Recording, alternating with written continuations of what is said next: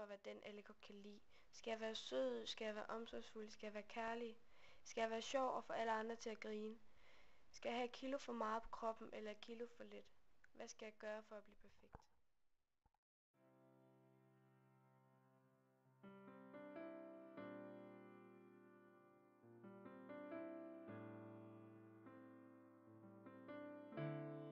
Et perfekt menneske, det må være en med en super personlighed og en, som er god ved andre.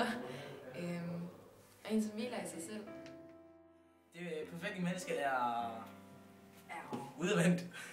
Og snaksalig. Og hjælpsom. En, som er helt nede ved jorden, og ja, det må være det perfekte menneske. Altså, vi har sådan, det er sådan delt op i populær og ikke populær. Men altså, man bliver populær ved, at hvis man sådan er hjælpsom, og så skal man også være kærlig selvfølgelig. Og så skal de fleste drenge også nogle gange godt lige kunne lide en, fordi udseende, det tæller altså lidt. Det er faktisk på en måde ret meget. Og så skal man også være sjov i hvert fald. Man skal være selv og få de andre til at grine.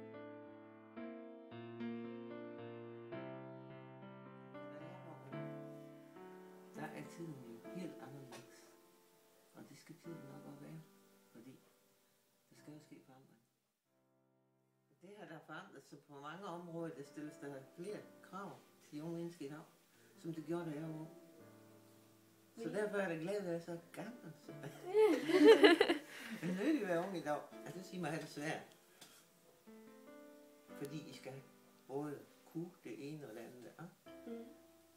Og se godt ud. Ja, som vi snakker om, være kloge og hele frem i skolen.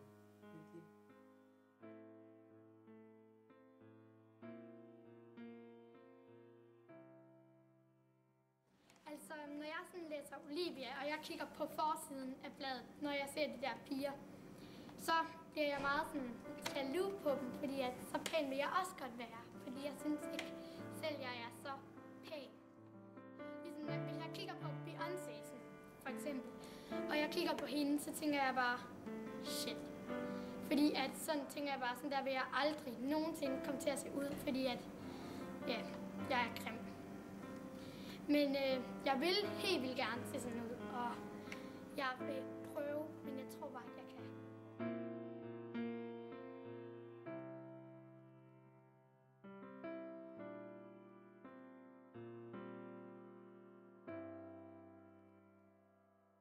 Min drømmepige skal være lækker, have nogle store bryster og en lækker strutmås og sådan noget langt mørkt hår.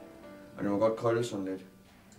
Og så skal hun være sød og lave god mad. Min drømmefyr, han skal være kærlig, og så skal han være sjov, og så skal man snakke med ham. Og så skal han have brune øjne. Altså, han må godt have blå, men brune øjne, jeg har sådan en lille svaghed for brune øjne. Fordi at, ja, det ser bare lækkert ud. Og så brunt hår, det kan jeg jo rigtig godt lide. Og så skal han tør og sådan kunne vise sig frem lidt, og være lidt mandlig og sådan bære mine bøger. Det må han godt. Og ja, så skal han bare være en gentleman. Min pige skal være sød, skal hun være sig selv. Og så skal hun kunne lide sig selv, fordi at der er en grund til, at jeg valgte hende. Så skal hun give mig tid, så jeg også skal lave det, som jeg også har lyst til. Så det ikke bare kun skal dreje sig om os to. Han skal gå ind på lighed, han skal være romantisk, han skal være kærlig, han skal være sød, han skal være betænksom og skille sig ud, hvis man kan sige det sådan. En pige, for at få min opmærksomhed, skal hun have et frækt smil og et godt blik i øjet. Og så skal hun bare have en ordentlig røv. En dreng, han skal være sig selv, og så skal han hvile i sig selv, og Henrik har en svaghed for blå øjne, så det vil helt klart være et plus. Men anerkendelse, han skal bare være sød og behandle piger ordentligt. En drømmepige skal være en brunette og have en god personlighed. Og så skal hun også have en ordentlig røv. Ellers stod det ikke til noget. Pigen, hun skal være frisk og frem i skolen. Og så skal hun selvfølgelig være sød. Og så skal hun se knaldhammer, det gør du. Ligesom Christina. Og så skal han have hjertet ved det rette sted.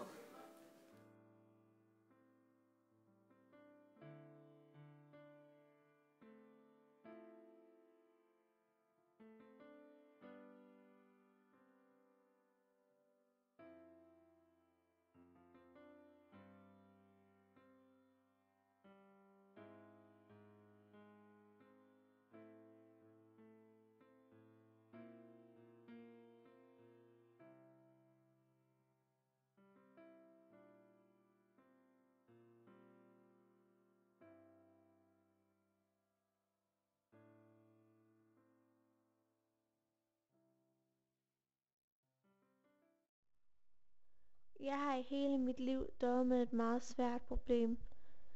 Jeg er meget overvægtig, og jeg er vant til, at når jeg går på gaderne, vender folk sig om og kigger på mig. Det er ikke en positiv opmærksomhed, jeg får. Det er alle de overflødige kilo, som jeg har, som gør, at jeg får den ekstra opmærksomhed.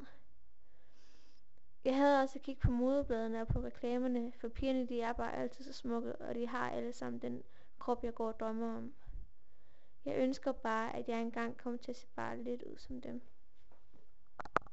Ja, jeg har så det helt omvendte problem. Jeg er en sen, blomstrende pige. Så jeg har faktisk ingen former. Virkelig ingen. Jeg er så ked af min krop. Jeg får ingen opmærksomhed af drengene.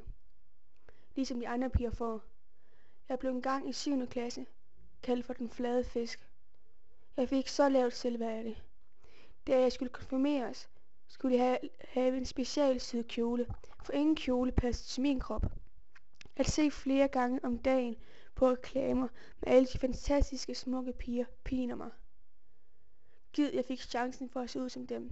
Bare en dag.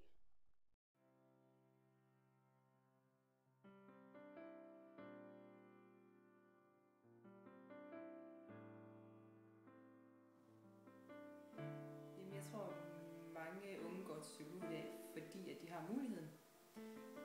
I gamle dage, der ordnede man alt hjemmefra, og man snakkede med sin mor, eller sin far, eller en tante, eller en god veninde af huset, om de problemer, man havde.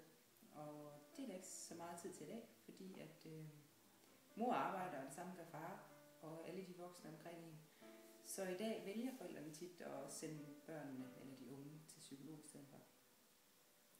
Så jeg tror, at tendensen egentlig er, fordi at der er så mange muligheder for at gøre det i dag. Der er en terapeut eller en psykolog inden for alle specialer.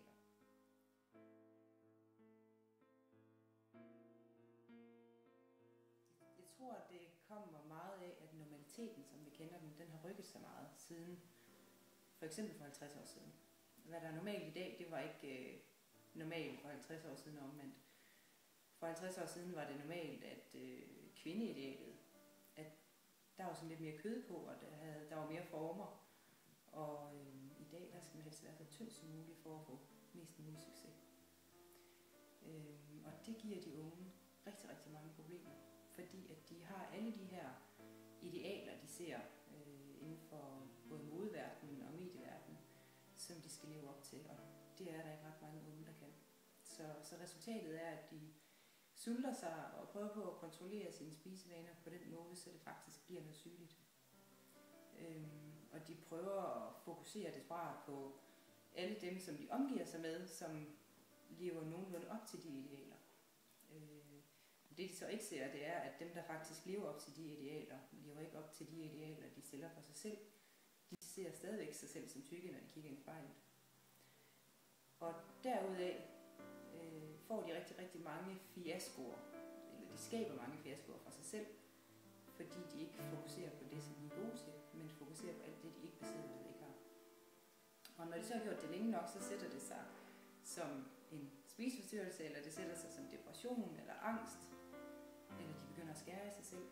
Og det er der, at vi som terapeuter kommer ind i billedet. I dag der er det sådan, at de unge, de beregner det der, som man kalder succes. Det stiller de op i meget hårde kriterier for sig selv. At i dag skal man have langt hår, og man skal have meget, meget slanke ben, og man må ikke have topmave, og man skal have det helt rigtige svej på øjenvipperne, og altså, man er helt nede i detaljer i dag. Og det er det, man stiller som succeskriterier. Og det, som de så måler sig selv efter, det er det, de ser i fjernsynet, og det, de ser i alle reklamer. Og det, som de så længere ser på, det er, at alt det, som de ser derhen, det faktisk har været igennem et meget, meget hårfint filter, inden det kan blive udgivet. Det vil sige, at der er nogen, der har siddet og photoshoppet og leget med de her billeder, så det er, at de modeller, der faktisk er på billederne, ikke engang vil kunne kende sig selv. Jeg kom frem til, at det ydre, det er det, der fanger, men det indre, det er det, som holder gnisten i gang. Jeg tror, jeg har fundet det rette svar. Eller i hvert fald mit rette svar. For måske ligger det perfekte i det uperfekte. Livet er i virkeligheden ret enkelt. Det vi sender ud, får vi tilbage. Hvis jeg vil have andre til at elske mig, må jeg først lære at elske mig selv. Det handler vel egentlig bare om at finde sit indre jeg.